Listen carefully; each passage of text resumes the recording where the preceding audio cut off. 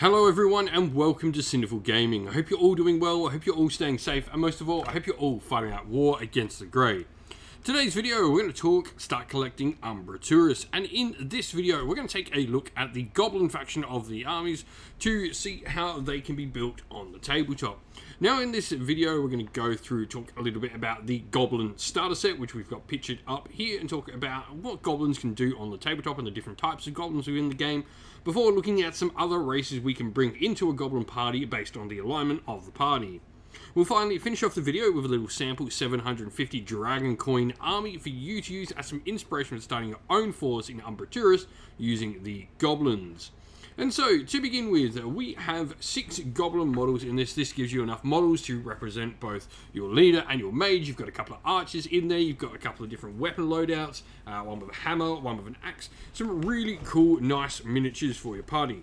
Now, Goblins, regardless of what type of Goblins they are, excluding Hobgoblins, which are their own race, Goblins have a leadership of 6, movement 20, weapon skill 6, strength 6, speed 8, ballistic skill 7, toughness 6, 5 wounds, and cost 46 coins. They can be in either a variety of different parties, which is pretty cool for the Goblins. This means they can be in either neutral, anarchist, or evil, depending on what type of Goblin they are.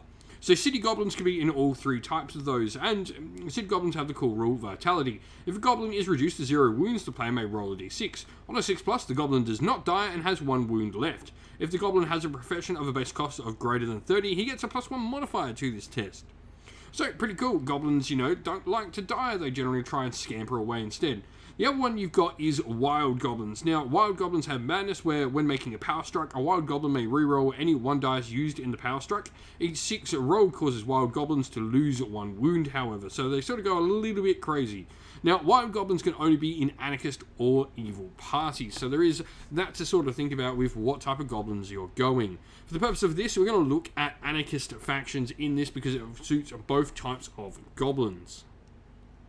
And so, looking at some other races we can bring into the faction, humans are a really cool faction to bring in. The great thing about them is regardless of what alignment you play, you can always bring humans in. Every type of human, all the 5 different types of them, can be any alignment you want them to be, which is really, really cool. This just allows for a great lot of customization. It means they're good in any type of warband you purchase, whether goblins, gnomes, or even diniacs.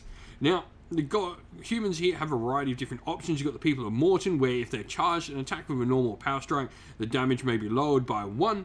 The people of Borea, if the party leader, they can reroll 1s when making leadership tests during the initiative phase, and orders issued to Boreans can be rerolled.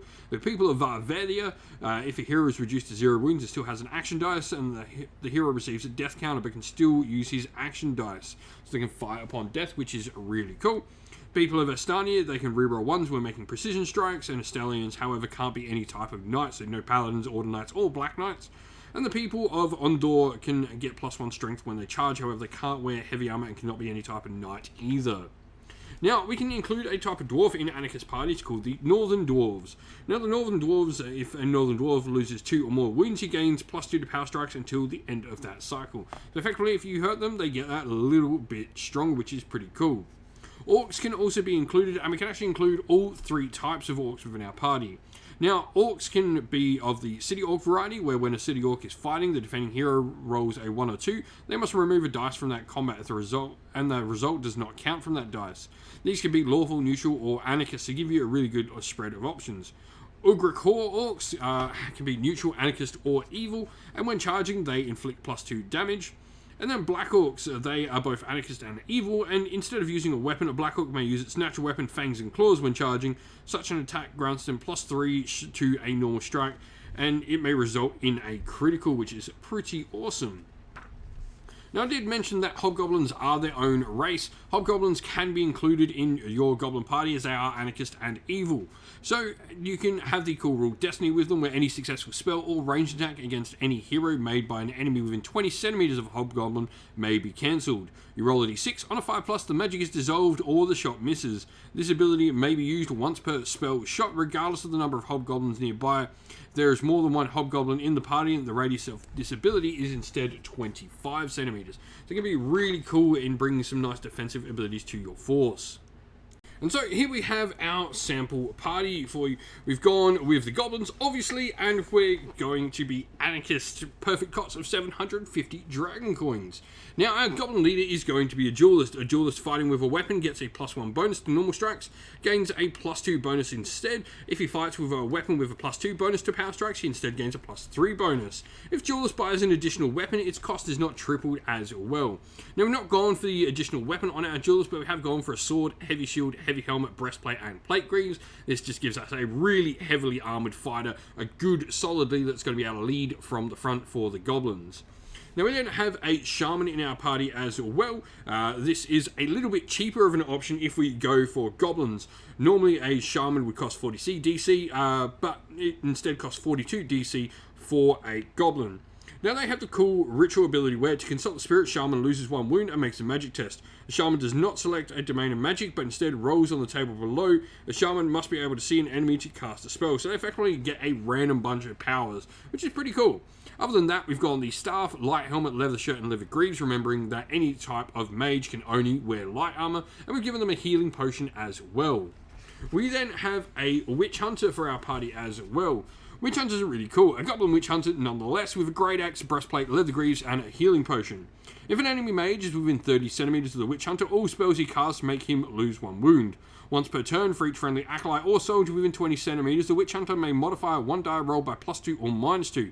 If the Witch Hunter reduces the enemy mage to 0 wound, the party gains 1 triumph point as long as the hunter lives. So we have included a soldier as well, which I think, you know, you're wanting to get all those bonuses for the Witch Hunter there. So being able to take a soldier in our party is a really nice thing to be able to gain. Now, what those soldiers are going to provide is soldiers can make all armor tests with a +1 bonus. If there's a Knight of Order within 15 centimeters, they'll gain Fearless, but we don't have a Knight of Order, not being from Order. Our soldier has got a great hammer, the sling, with his cost of that sling tripled due to it being his secondary weapon, a light helmet, leather shirt, leather greaves, and a battle relic there as well.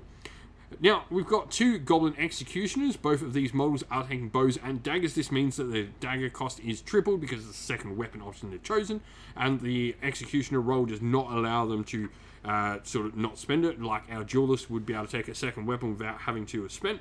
But we also do gain some other cool things. So we've got the leather shirts and leather greaves on them as well, and we've got poison on both of them with a light helmet.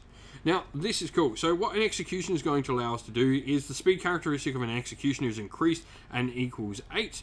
When making a ranged attack, executioners can move up to their speed in centimeters. If an executioner does critical strikes when shooting with a bow or crossbow, they can deal them, which is really cool. And executioners equipped with poisons can reroll critical strikes in combat.